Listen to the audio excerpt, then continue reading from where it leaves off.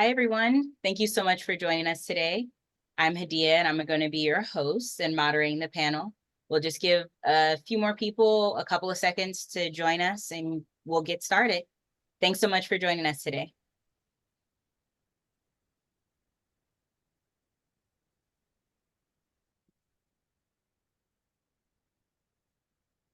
All right. All right, welcome. Welcome. This is the third and final installment of our parent panel that we are putting on in conjunction with SV at Home. I'd like to thank SV at Home for helping us host this week of webinars that have been really, really eventful and helpful for a lot of parents. So if you haven't joined us for those other two webinars, don't you fret. We have the transcript and the video, as well as, I believe, a couple of pieces of materials available on our site at lsahomes.org. And please feel free to check back for this video and the transcript to be available sometime in the next couple of business days following this particular talk. Today, I'm really excited. We have quite a few experiences and different stories to share with you. And we have real parents sharing their stories live here on air. So before we get started, I actually want to hear from you. I want to hear, how'd you hear about this particular talk, this particular series? And then also, what were you hoping to learn from this webinar? Put up a short poll for you. There's only 2 questions. You can take a couple seconds now and answer the poll.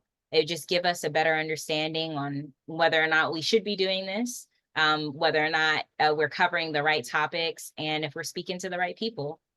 So I'll just give you a couple more seconds to fill that out. And again, thank you so much for joining us today. All right, almost everybody's completed it. And I'll give about 4 more seconds. All right. Thank you so much for doing that. I really do appreciate it. It helps us make sure we're driving right, if that makes sense, and steering the ship in the right direction. There is one more thing I'd like to say before I introduce our panelists, and that's the format for today. So we're going to do 30 minutes of Q&A that we've already scripted up, questions that we think you want to hear and things that would be helpful as we go through the types of housing today that are available, types of options that are out there. While we're doing that, if there's something that comes to your head that maybe you want to comment or say, the chat's open. It'll go directly to us and the panelists. And we're looking forward to hearing from you. But if you want to ask a question, the best place to do that will be at the end of this 30 minutes.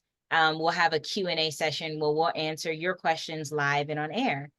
So feel free to use that Q&A feature for all of your questions. And that's the best way to help us see it.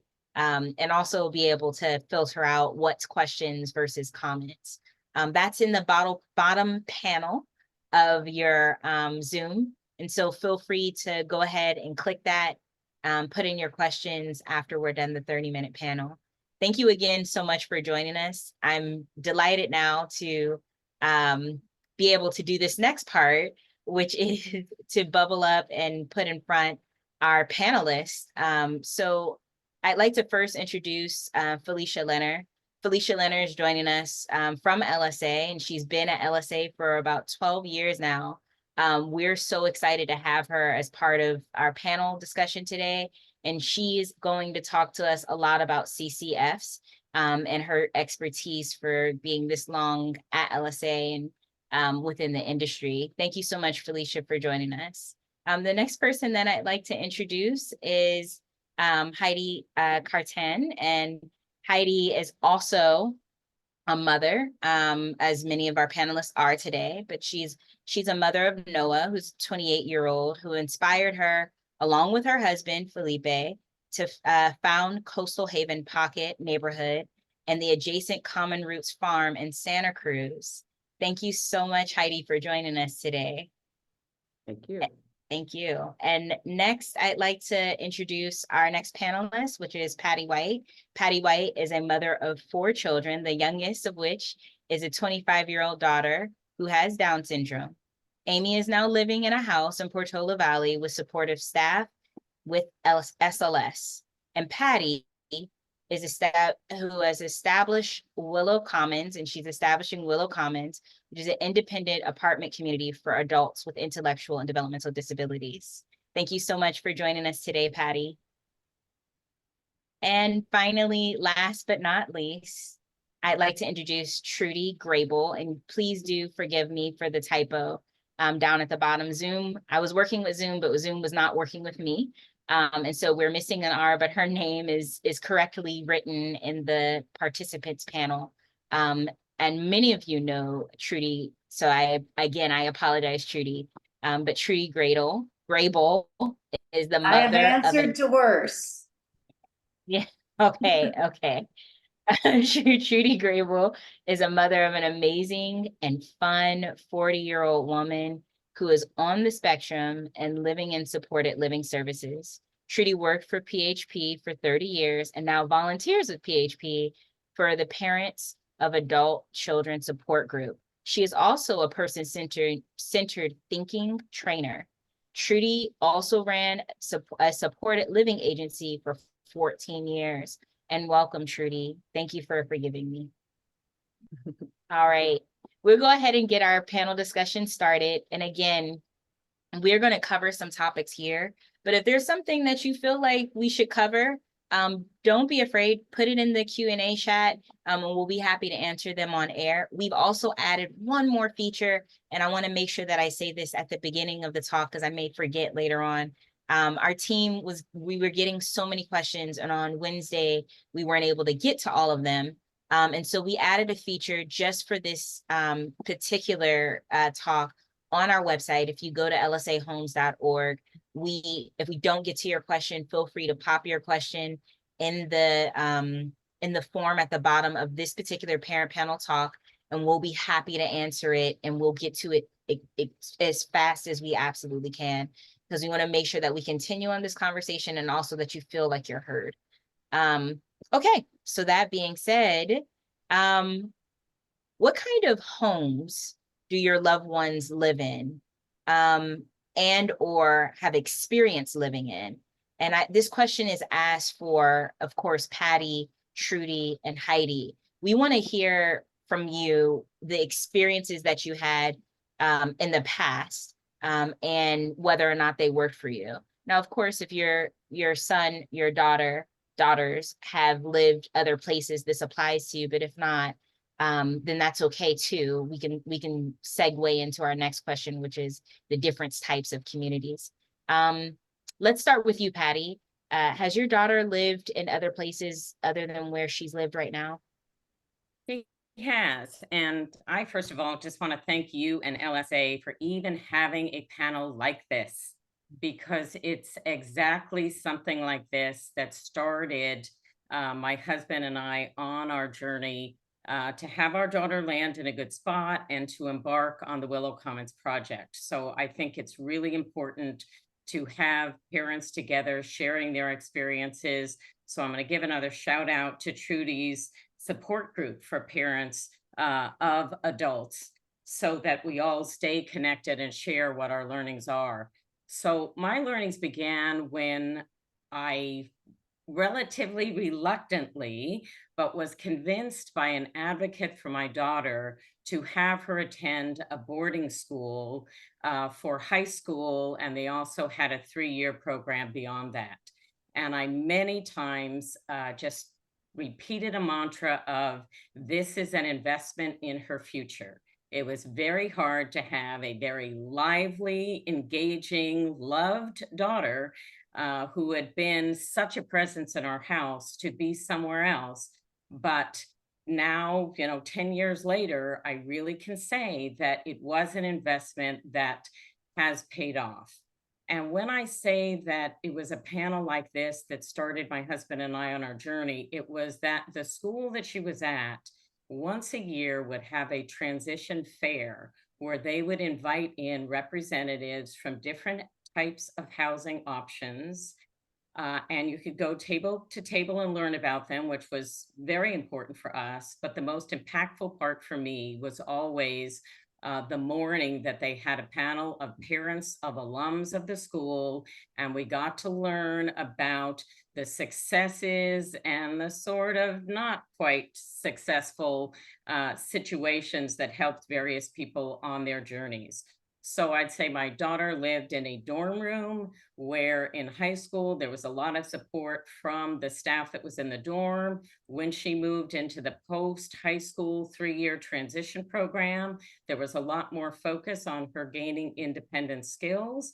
And when she came back after she finished those 3 years, which were disrupted by the pandemic, as I'm sure we all experienced our versions of that, she was back in our home, but we were very motivated to make sure that we found a solution before she would lose those independent skills that it was so easy, in my case, for the parents to kind of take back away from them. You know, I might help her to do the laundry or do things that she was doing on her own. So we were fortunate to be able to find a house that could be rented, and she's in a spot where it's a 4-bedroom home, and she has one of the bedrooms. There are 3 other young women that live there that have different diagnoses, and there is round-the-clock staff for them. We were then especially fortunate that a house across the street became available, and another 4 young women of a similar capability level, again with different diagnoses, moved into that. So now there's a group of 8 who are supported by the same service organization, and they are really refining their independent living skills so that some or all of them will be candidates to, after it is built, then move into the Willow Commons community, which will be their own apartment, but will have someone on staff. A staff organization will be partnered with it, and there will be always someone on staff to be able to be a safety net for them. That's awesome. And I see you, Heidi, shaking your head. Have you had a similar experience, or how has yours differed? Well, I'm just nodding because I think we're all in the same club, right? So a lot of what Patty's saying makes sense to me, and yeah, resonates. But my son Noah is 28, and he actually has quadriplegic cerebral palsy. So he's a wheelchair user, and also has developmental disabilities. And so he lived only in our family home until a little over a year ago. And now he's living in the community that my husband and I founded, Coastal Haven, and right next door to that is Common Roots Farm. So he is supported, again, by an agency that does supported living services. So we as parents are landlords to our kids, essentially, and own the property, but we don't provide any services at all. Those are all done, you know, from organizations who know what they're doing and are good at that. And in our case, we have 3 different SLS agencies supporting residents in our community. That's very interesting. Trudy, I saw you shaking your head. How was your experience different or the same to what we've heard from Heidi and Patty? Well, Lauren wasn't as easy as some. She does have an autism spectrum disorder. She also has intellectual disabilities and had pretty significant needs around behavior. And when she was 12, I attended a presentation by Joan Schmidt, who was one of the early pioneers into supported living. And Lauren was 12. I decided right then, that's what I'm doing. That's what I'm doing. And we got it in the IPP from that point forward. So that would be the first thing that one would do. And when she was 19, I decided it was time, because our relationship was very difficult because of the behaviors. What it allowed us to do, she moved into her own home, had services through supported living, but it allowed us to kind of reset our relationship. And so now she's still in supported living, but she lives beneath me. So I live on a hill, so we were able to convert the downstairs into an ADU. And she's at peace being that close. And so for us, that has worked well. She's lived in other neighborhoods in the past, And it was always stressful for her. So she always wanted to live on Oak Street. That's where she lives. And she's told me she never wants to leave Oak Street. So we're going to do our best to make that happen for her. That sounds wonderful. I'm gonna ask because Trudy, I'm gonna point this one back at you. We talked a little bit about this, the difference between SLS and ILS. And if I'm a novice and know nothing, can you explain to me kind of in layman's terms what you're providing for your daughter SLS, Yeah. and the difference between that and ILS? Yeah, the difference is you're living in your family home when you get ILS. It's a training ground. It's to help people learn how to shop, how to cook, how to do their laundry. So an ILS worker will come into the family home and support that person to learn some of those skills. That said, I'm not sure all of those people know how to do their own laundry.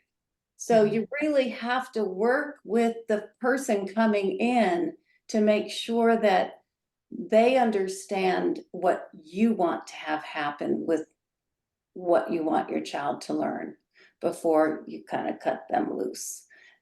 Because a lot of people don't get an immense amount of training when they enter this field. Supported living, same staffing issues, but they come into the person's home. So the person has actually moved out of the family home, has their own residence, and supported living services kind of wrap around in conjunction with in-home support services, which must be explored to help reduce the burden of cost to the regional centers. And so they come in, they spend the night if that's what the person needs. They help the person shop and do laundry and whatever it is they need to have the life that they choose for themselves. The best part of that is it's lacking the group setting. The person can say, I want to go to CVS now. And it's not going to impact the group. Or we say, well, we can't do that now because the group doesn't want to go. So that for me was the real pull for supported living, because if someone has significant behavioral support needs, they're going to need to have spontaneous staff and the ability to do the things that really matter to them. My daughter's never been happier. Oh, wow. So Trudy, I hear you spoke of group homes.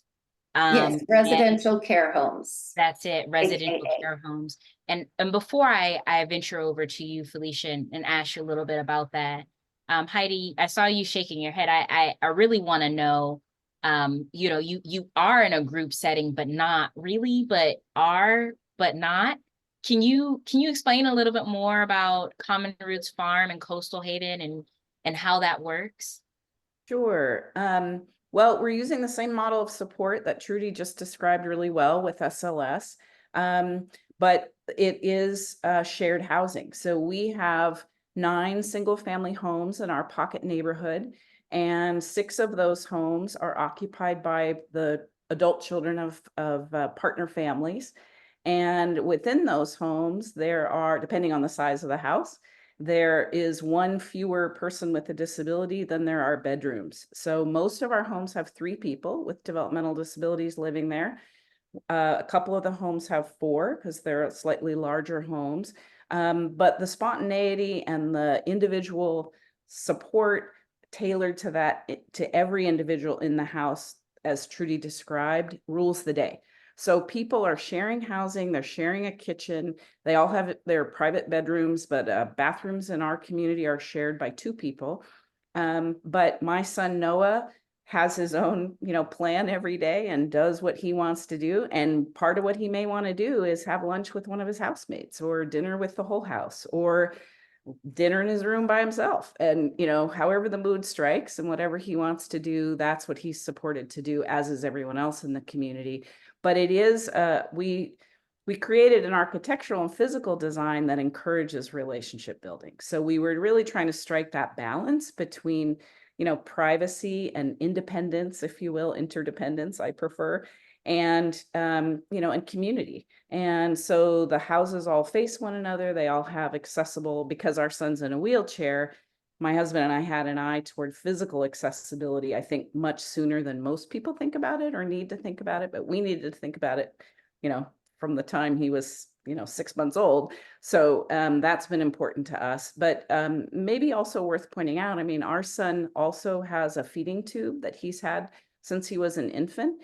And I think it's good for people to know that those kinds of, you know, things we think of as medical issues can be supported in a supported living setting. But our son is super, super social. So we knew he would not personally be comfortable by himself in a place, but we also knew he needed his own room. So, you know, again, I think it's never one size fits all. We need all these models. It's exciting to hear all the panelists and other things I hear about every day that are going on that are parent, you know, supported or founded. And I think it's really critical that we know our own kids. You know, we have a lot of parents who come here, see the place and think, oh, this is great. I would love this. And my question is always, but would your child thrive here? Because you're not living here. You know, your adult child is. And the idea is that we create a setting that outlasts us as parents, but works for our kids. And I think that's what we're all after, right? In all of our different approaches. Absolutely. I think that's a good segue because you just said one size does not fit all. And I've noticed that it's our unofficial model motto when it comes to LSA. Felicia, can you talk maybe a little bit to what a community care facility or adult residential facility is like and how that differs from all the other models that we've heard today? What can one expect as a parent? What have you seen with parents and how their children have come to places like LSA, but particularly LSA, and have thrived? Well, so specifically, the model of the 962 home, well, in general, we have 15 residential care homes, and I think the one that we're specifically talking about today is the 962 homes, and those are much different from the level 4, the ARFs, right? They're a pilot program from Ag News, and they're for people with more enduring medical needs, and they're different from some of the homes that I work in more regularly. Their referrals come from the Department of Developmental Services. Their model is much different as in terms of staffing. So they have licensed staff, RNs, LVNs, CNAs. As far as, and they have, you know, individuals with prohibited health conditions. But, you know, they have, our goal there is the same as all of our other homes, you know, quality of life and independence and choices. And they have parties, and they just had a Cinco de Mayo party, and they have music therapists, and it's, you wouldn't believe the big, huge parties they have in these homes, and it's amazing. And so from what I see from the families, it's incredible, you know, when you're talking about tailored to each individual, it really is so different from each individual. Even the level of care can be so broad, but each individual has their own tailored, you know, plan of care, you know, and whether it be their own room or sharing a room, and whether they've lived with somebody for a long time. And so it really just depends. And that's one of the things I really love about working for LSA, is that to see these people grow, and from start to finish, it's really just amazing. I really enjoy it. And it's really, I just love it. Yeah. Can I ask what a community care facility is, what it looks like, even for the level 4 homes now? Most people don't know what level 4 even means, or what 962 means, or any of those things. So can you help us understand what community care facilities are? Or, you know, some people have called them group homes, which is what they are, but help us understand a little bit more about that. So 962 is actually, the name comes from a Senate bill, and that was a pilot program from when Agnew's closed down. And that specific home is for more individuals with enduring medical needs. And then the level 4 is a level of care based on needs. So you have a level 4F, a level 4C, and it can be very broad, like a level 4. You might have somebody who is very capable and very independent and out there with a job, and taking their own medications. And then in another home, you might have somebody who is needs a lot of support and is in a wheelchair. So it's a very broad level 4. And but 962 is much different from the level 4. So 962 is more medical, and that level 4 is different from the 962. So 962 is medical. Okay, I understand. And I think one of the things that I personally have seen, I can liken some of our CCFs, is it reminds me of kind of like friends living, you know, like, but Yeah, it's versus like a support. family style home. Yeah, and you have roommates, but you have your own room, Mhm. and you live in a home within the community, it sounds like. Yeah, so it's a 5-bed home, and it's a family style home. The individuals, most of them go to the day program during the day. We do have some homes where there's an RCFE where maybe they have a senior, they're older, and they stay home and do like an in-home day program. There's most of them go to day program during the day and come home and have, their PM activities. Most of our homes are 5 beds. We do have some that are licensed for 6. And it's set up like, it's basically family style. As if I could explain it, every home that I walk into, no matter who lives there, even the newer individuals that have moved in, you walk in and it's like this. We have a few new residents, and it's amazing to me how quickly they become like this little family, and how comfortable they are, and how warm it just becomes, like this little family. And that's the best way I can explain it. So it's a 5-bed home, and they have 24-hour staff, two staff, 3 shifts, and an awake staff at night. And that is, any more questions? Yeah, I think that's really good. I do want to shift here because I know we're at the 30-minute mark just about, and I know that there's a couple of questions that might be in the audience. While I'm queuing up some of my last questions, I want to make sure that I tell the audience, if you have questions, now's the time to ask. Go ahead and pop open that Q&A feature and type in the questions that you want to ask our panelists. I will do my best to try to get to all of them, and also to give everyone on our panel an opportunity to answer. I think they've done an amazing job so far, some of them singing for their supper, just answering all of our questions, and I'm sure they'll be happy to answer more. I do want to say this, a lot of the models that we've talked about so far, they're based on these panelists' experiences and their family, what was right for their family. And as we've already heard said a few different times, what's right for maybe, well, for just so that we're clear.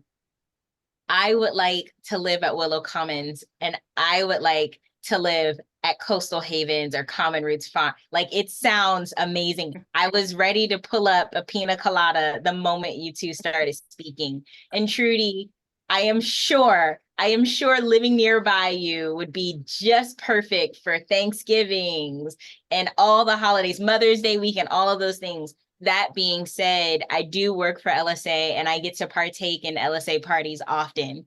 So I'm spoiled in that regard. But just the same, what's right for me is not going to be right for my daughter. It's not going to be right for my son. It's not going to be right for many people. And the types of housing that's right, it sounds like it's trial and error.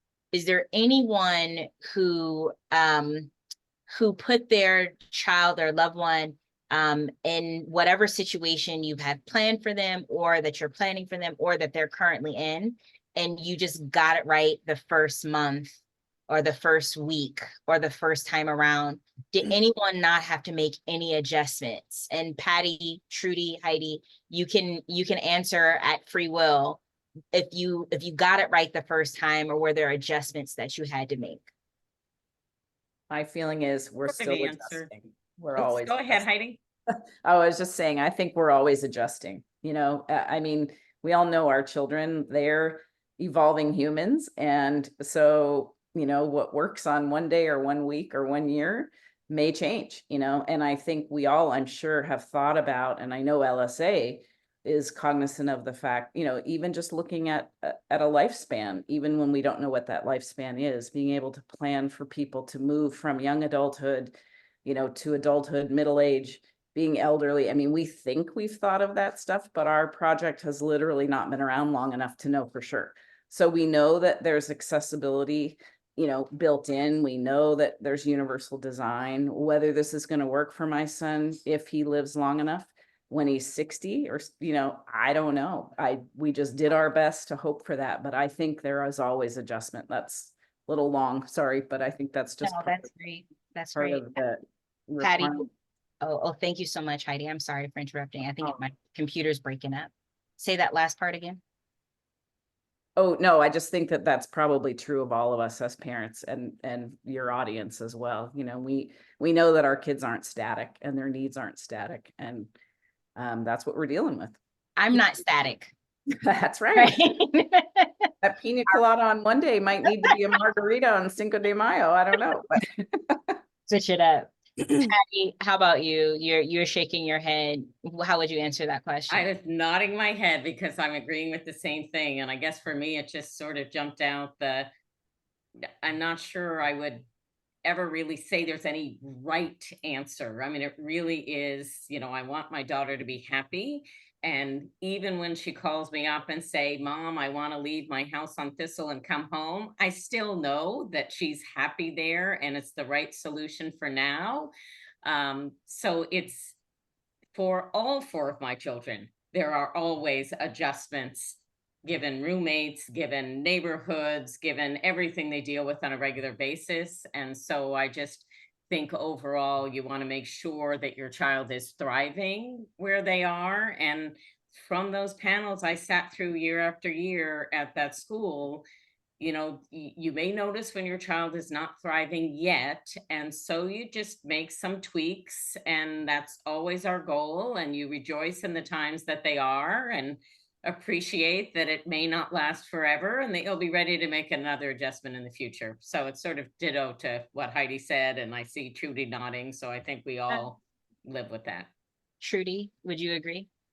Oh, wholeheartedly. And one of the things that when I'm talking to families or groups about, is my child happy? Are they satisfied? How am I going to make sure they're going to be okay when I'm gone? Is really, it's never going to be home, right? But that's true for all of us as we move out of our family homes. It's not, my mother's not there to do what she used to do for me. But it's a growth opportunity and a learning opportunity for our kids and for us to know that they will be okay without us. Yeah. It may be hard, they're gonna grieve just like anybody else would grieve.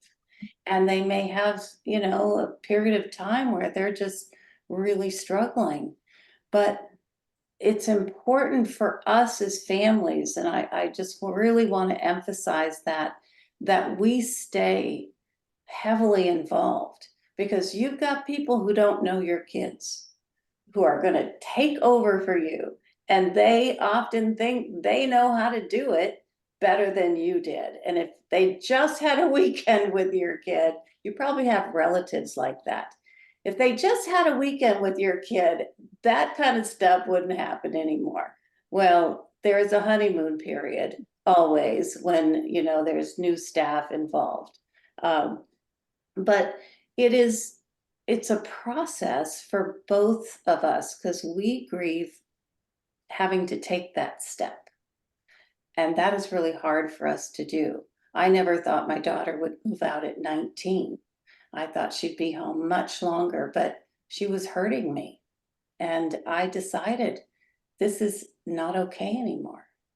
And so we got staff, we trained them, we worked with behaviorists. So the question is it good enough right now? Is she safe? Is she happy? She gonna be happy every minute? No, she's not happy here down where she lives below me every minute either. So yeah, it's a big shift for all involved, But like I said, it helped reset our relationship. We have a much better relationship than when that, you know, from birth through when she moved out. And so there's a lot of positives that can come. There's a lot of challenges that will come. And it's just rolling with it. Somebody asked about supported living. Question I could hit. Yeah, there's quite a bit of The questions. staff may pay rent, or they may not live there. Lauren has no roommates, including staff. She doesn't want a roommate. I do want to take the time to address that for each person. And thank you so much, Trudy, for your answer just now, just before we segue to that. You touched on a couple of important things, and I do want to make sure that we acknowledge them. One of the things that I heard everyone say on the panel is I heard everyone say that the right fit right now is not always going, it may not always be the right fit going down the line. And I think we've kind of had a running theme this week. We talked about forever homes. We said there is no forever homes. Talked about when's the right time to transition. There is no right time to transition. There's a right time for you.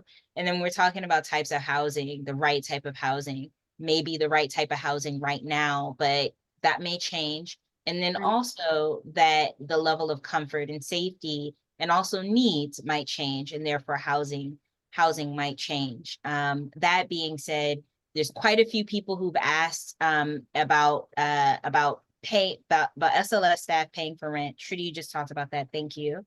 But then there's a couple of people who also asked about cost at all of these places. One person says, how much do parents pay for their loved ones to live at Willow Commons, Common Roots, or LSA?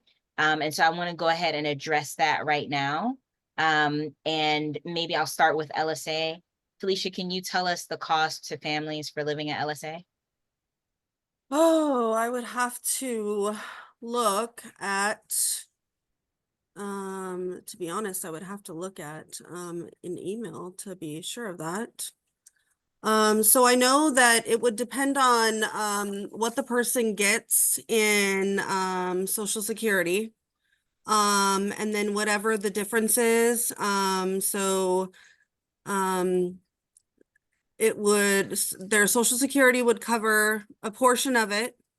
And San Andreas would do a purchase of service. And then if there's a difference, either San Andreas would cover some of that or the family would cover some of that.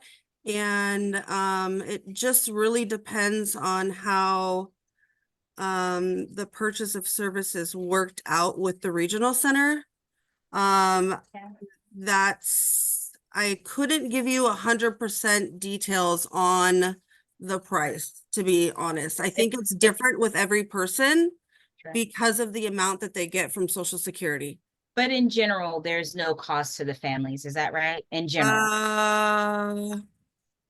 I don't believe that is 100% true, Okay. because I do believe that sometimes families do pay Okay. a portion, but don't quote me because that's not my area of expertise. Sure, sure, Don't sure. do the finance, okay? I was just gonna say, because I am a part of the executive team, I happen to know that LSA's cost is covered by regional center and SSI, and that there's typically no cost to the families. That would be a very rare case where there's a cost to the families. Thus, because we're a nonprofit, and it's not for profit, the cost would directly go towards their things and their needs. That being said, Patty, maybe you can address that question next, and talk about the costs for living at Willow Commons. Sure. So Willow Commons isn't fully built yet, so people aren't living in it yet. But when it is ready to go, it is going to be owned like LSA by a nonprofit organization.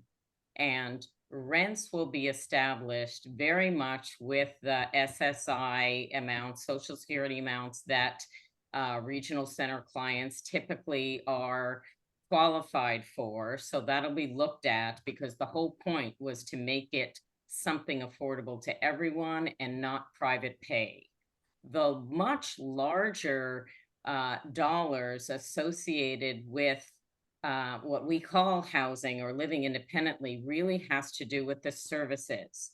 And so the 8 young women who are currently living in the Thistle houses, and they're supported by a service organization called Branch Services, they all have SDP, so the self-determination program dollars to support their services.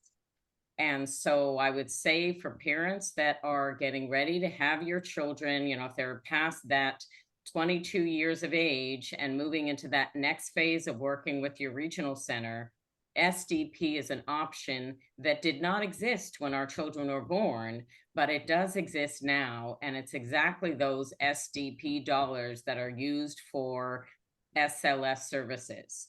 And you've heard heard everyone talking about SLS on this call already today, but there are certain buckets for those SLS services. So there's a certain amount of community integration time. And so that might be the music classes that I decide that Amy is going to take at a local organization.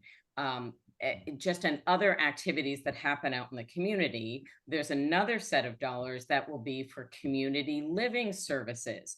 And that will be that in-home training that we heard Trudy talking about earlier. And Amy is fortunate to have been hired in a couple of places in her own community. And there are also some of those STP dollars that support a job coach and making sure she has some assistance in what her employment is. So I would encourage each of you, as you head towards this stage, to work with your case manager to understand what kind of budget you might get as part of SDP, but also recognize that since this is new enough in the state of California, there is a long backup of getting approved for your SDP budget. So I would say, as we work with families who are starting to show interest in applying to Willow Commons, a lot of our advice is to get your SDP plan in place, because those are the dollars that will pay for the staff services that all of our children need. Thank you, Patty. Heidi? Yeah, so we're a little bit of a different animal. We're an equity model. So the parents own the property, own the homes. Our rentals are, I believe, $1,400 a month. I'm not entirely, it's in that neighborhood. I don't do this part of the project, so I'm not certain. And probably about half or so of our residents are using Section 8 vouchers. So as landlord, we can accept those kinds of subsidies. And then I know that rate is adjusted based on your geographic region, right? So the housing authority makes those determinations about how much, rent is can be charged, I guess you would say, for a tenant. So all of our leases are compliant with the home and community-based services rule, which is probably a different webinar. But it's an equity model, which means that parents purchase in, and then if the model doesn't work, as we talked about earlier, you may not get it right the first time or not forever. That initial investment comes back to families plus some inflationary adjustment for that. And that price is about $500,000. So, and that purchases, you know, what we say, a home for life if you want it, and your money back if it doesn't work. But there's no government or public money in our model to have created this. So the neighborhood we created of 9 homes and a, you know, common garage and a guest unit. And we're about 3/4 of a mile from downtown Santa Cruz, and then have a 4.5-acre farm next to us. You know, that all got funded by the families whose children live here. And, you know, we have had a couple families leave for whom it didn't work. One young woman, when we consider it a success story, tried us out for about a year and really decided, kind of like Trudy's daughter, that she wanted to live on her own. And the parents were able to take the investment they had made here and purchase a condominium for her, where she's getting supported living services still, but in the community, in a setting that was more suitable to her, which is to say no roommates. So again, trying to build in flexibility. But one of the reasons we chose an equity model is we had heard some scary stories about properties that parents had done, the generation of parents prior to us. And those properties were not secured, and they could be and were sold, and people had to leave, and sometimes after parents had passed away. And that was not an acceptable option for us. So we wanted to design something where that didn't happen. But again, you know, sort of more details about that if people are interested. But I think the rent is I think what you would call market rate in most places. And that's what we're encouraged to do with the Housing Authority as well. And so that's our structure. I hope that helps. It does. It really, really does. I want to move back toward you, Heidi, and Felicia to talk about this group home setting or roommate model, if you will, and talk a little bit about the internal workings. Specifically, there's some questions around that about, you know, some of the challenges. For example, what if your child doesn't want to live there, which I think we covered a little bit. And you just spoke about, but then also what about if there's conflicts, personalities clash, and they want to go home? Those are some of the questions that are asked in the chat. Heidi, can you talk a little bit about conflict resolution at Willow Commons? Sure. And if it's okay, I'm going to broaden a little to the first part of what you said, Hadia, which is, you know, I think I would hate to have parents leave this session feeling like they're trying to figure out which of these are right for them. You know, I would hate to have people think that, because I used to say to my husband, if we don't finish this project and I die first, call LSA. Because our son really, I think the model in terms of a group setting would have been very appropriate. It is very appropriate for him. And I think he would be, honestly, my son would be equally happy in an LSA home. And so I think parents hopefully understand that there are many options and many ways to do this, not enough supply, but many variations. And that said, we actually have a conflict resolution committee. So what we talk about is each individual home in our community is what we call a micro community within the larger pocket neighborhood. So it's really not necessary. It's great if it happens, and so far it has, but it's really not necessary for people to get along with everybody in every house, right? We've got to get along with their household. And so what we do is a lot of work in the front end of making sure people are compatible. This is where we were impacted by COVID, because we had families coming and spending quite a bit of time, barbecues, potlucks, work days on the farm, so their children could get to know one another, because that's what really mattered, was there a fit there. Some families, you know, had a start of a household of 2 people, and they invited a third family whose child they felt would be compatible. So there are different ways to do it. But we do have a conflict resolution process in place, and it's what you might expect. I think a low level, somebody designated to try to talk to both parties, find out what's going on. Maybe it involves the parents or the SLS agency. The SLS agency, though, is really responsible for that now. So it's not, you know, again, Coastal Haven is as a landlord. I mean, we're a landlord with a vested interest, but we're not a service provider. So we really trust and hand over and have had excellent experiences with those supported living agencies managing those conflicts. That they are good at it. It's what they do. We're fortunate to have top flight agencies, I think, here. And they typically do it, and only if and when parents are asked to contribute information or participate in a meeting would they be called on to do that. But the effort is to build relationships between people and find ways to work it out. And I think it's been successful to date. Felicia, thank you so much, Heidi, by the way. That was very detailed, but then also very informative.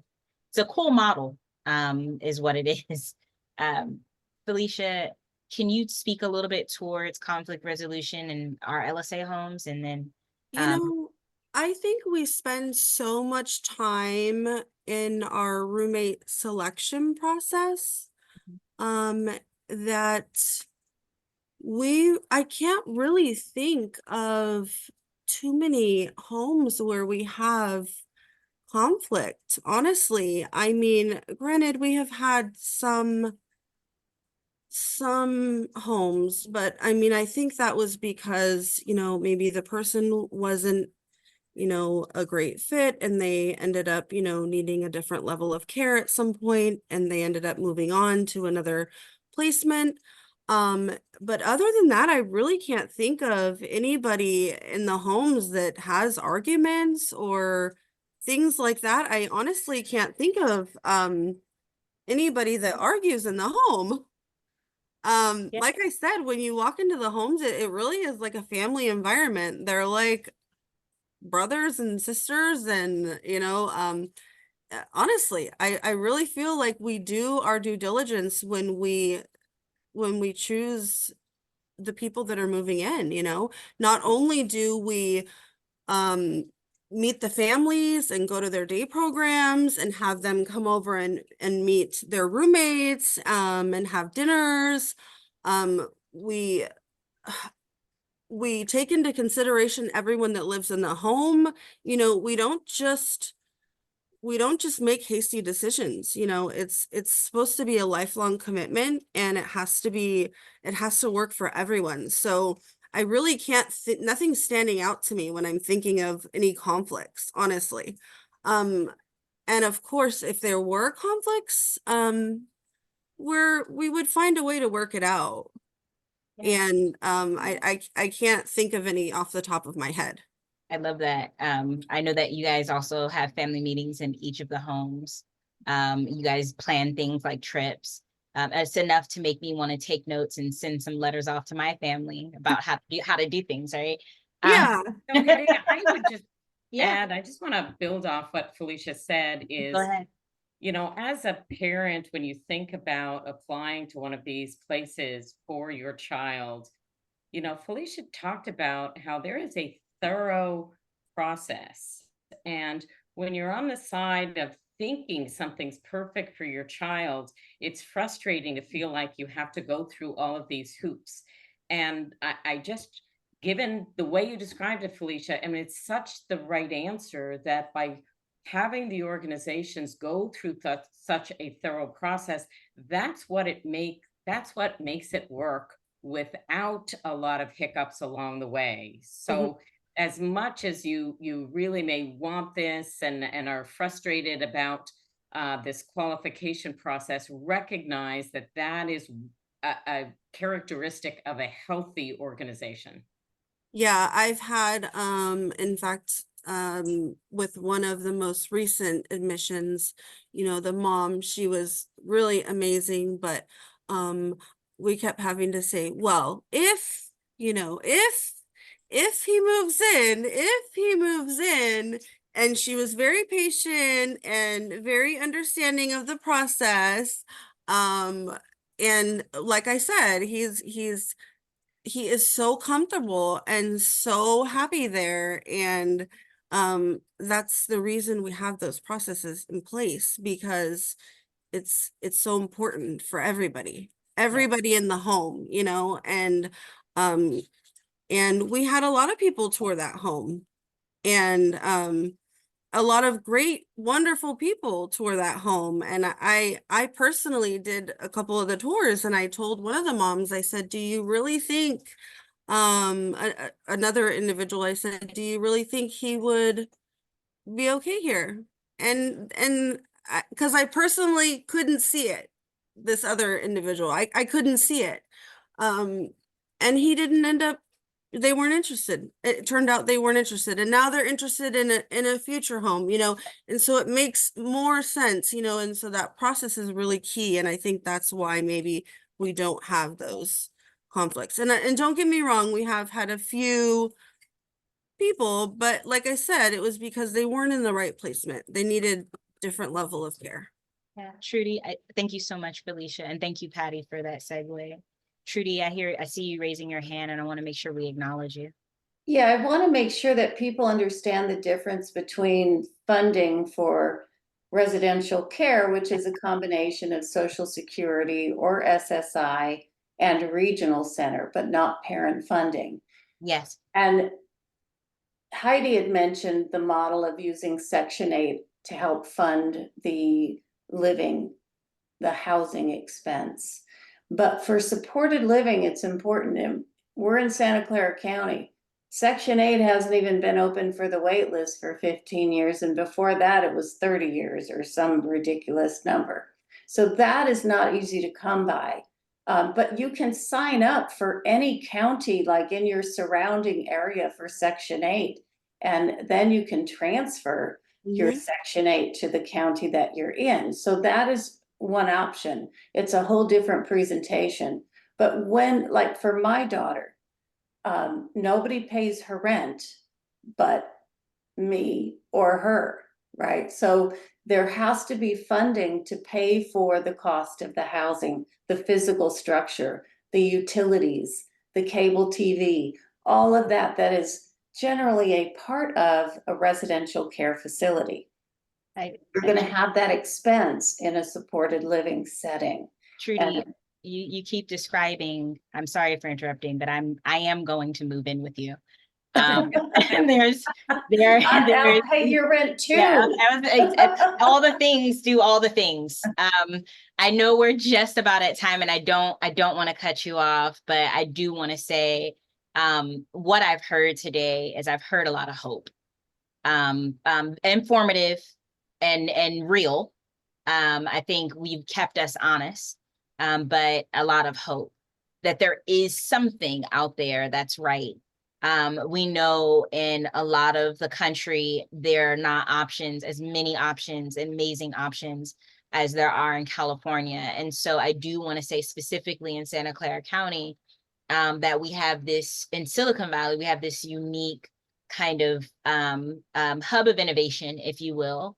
And I believe as we do get many people who we cannot provide services to, who cross our path on the website, that if at the very least no one's heard anything else today, they've heard be creative and have hope. The innovation that is leading forward and moving forward, these different models that are not forever homes, but more permanent long-term solutions. I think that they're going to make a difference, not just now, but the generations to come. How do we handle this problem? How do we solve this problem? And that's why I'm very honored to be with you all today. I do want to take a couple moments. If you're just at the 4 o'clock mark and you need to go, please go. This again will be recorded. But I wanted to make sure that I said thank you to all of our panelists today. I wanted to personally thank Felicia, Heidi, Patty, and Trudy for their contributions. I also wanted to give you an opportunity again to see our ways to contact us. I would love to hear from you, the audience members. If your questions didn't get answered, please feel free to reach out to us. Again, that page, I put it in chat earlier. I do want to acknowledge that we're taking questions and we will continue to take questions after this. So don't feel like you won't be heard or that no one's willing to have a conversation with you. Happy to do that, and we're standing by to do that. That being said, if you'd like to see more of these types of things, Please respond to us on social media, reach out to us on social media or info@lsahomes.org. It was a pleasure and wonderful doing this. Next week, we're going to have a big shindig, big celebration. We're going to be celebrating 22 years of impact, and we are really excited to be celebrating at the Campbell Community Center just down the street from our new headquarters. You can go ahead and still purchase tickets if you'd like to join us. We tend to have a really good time together, as we already mentioned, with all of our parties. And this we do once a year, so please do join us. Finally, I'd like to thank again our SV at Home partners for allowing us and helping us to put on these events this week. It's been a wonderful week, and we wish it wouldn't end. Please feel free to contact them and connect with them. Their information's up on the screen. And if there is nothing else to be said, we appreciate you joining us, and thank you again for coming to all of these webinars. Have a wonderful evening. Have a great Mother's Day, ladies. Happens to be the last panel of the week, is all moms. So happy Mother's Day, and happy Mother's Day to myself. And thank you again for joining us. That's it for now, and we'll see you next time. Thank you. Thank you, Hadiya. Thanks, Bye-bye. Lydia. Take care. Good to meet you all. Bye-bye.